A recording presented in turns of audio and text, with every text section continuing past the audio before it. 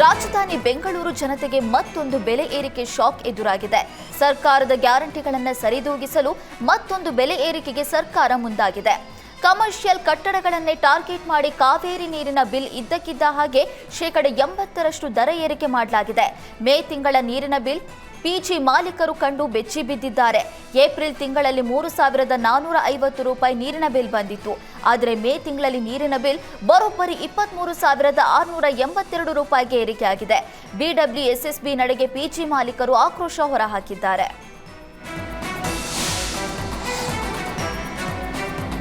ಬೆಂಗಳೂರಿನಲ್ಲಿ ಮನೆಗಳ ಗೇಟ್ ನಿರ್ಮಾಣಕ್ಕೆ ಫುಟ್ಪಾತ್ ಒತ್ತುವರಿ ಮಾಡಿದ ಆರೋಪ ಕೇಳಿಬಂದಿದೆ. ಫುಟ್ಪಾತ್ ಒತ್ತುವರಿ ಮಾಡಿರೋದ್ರಿಂದ ಸಾರ್ವಜನಿಕರ ಓಡಾಟಕ್ಕೆ ತೊಂದರೆ ಉಂಟಾಗ್ತಿದೆ. ಹೀಗಾಗಿ ಫುಟ್ಪಾತ್ ಒತ್ತುವರಿ ಮಾಡಿಕೊಂಡಿರುವ ಮನೆಗಳ ಮಾಲೀಕರಿಗೆ ದಂಡ ಹಾಕೋದಕ್ಕೆ ಬಿಬಿಎಂಪಿ ಕಮಿಷನರ್ ಸೂಚನೆ ನೀಡಿದ್ದಾರೆ. ಸ್ಥಳಾವಕಾಶದ ಕೊರತೆಯಿಂದ ಹಲವು ಮನೆಗಳ ಗೇಟ್ಗಳು ಪಾದಚಾರಿ ಮಾರ್ಗದ ಕಡೆ ತೆರೆಯೋದಕ್ಕೆ ಅವಕಾಶ ನೀಡಲಾಗಿದೆ. ಇದರಿಂದ ಪಾದಚಾರಿಗಳ ಓಡಾಟಕ್ಕೆ ಅಡ್ಡಿಯಾಗ್ತಾ ಇದೆ. ಸ್ವತಃ ಬಿಬಿಎಂಪಿ ಕಮಿಷನರ್ ಫೀಲ್ಡ್ಗೆ ಇಳಿದು ಪರಿಶೀಲನೆ ನಡೆಸಿದ್ದಾರೆ.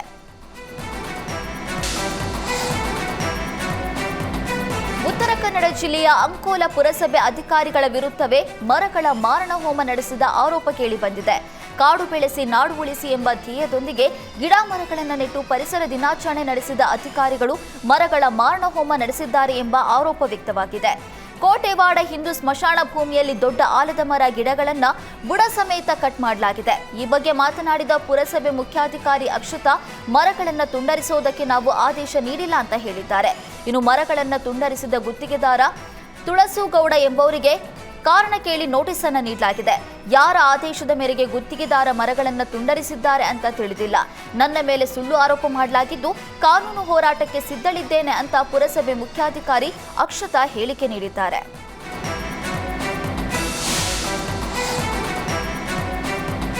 ಚಿಕ್ಕಮಗಳೂರು ಕೊಪ್ಪ ತಾಲೂಕಿನ ಜನರು ಕುಡಿಯುವ ನೀರು ಕಲುಷಿತಗೊಂಡಿರುವಂತಹ ಹಿನ್ನೆಲೆಯಲ್ಲಿ ಪರದಾಡುವ ಪರಿಸ್ಥಿತಿ ನಿರ್ಮಾಣವಾಗಿದೆ.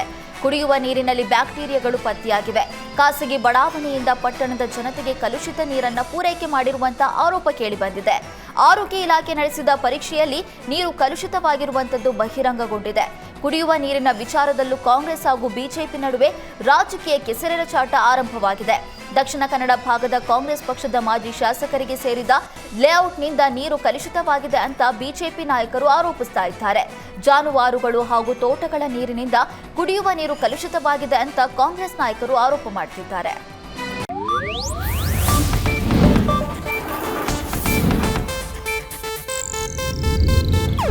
ಇದು ಏಷ್ಯಾನೆಟ್ ನ್ಯೂಸ್ ನೆಟ್ವರ್ಕ್ ಪ್ರಸ್ತುತಿ.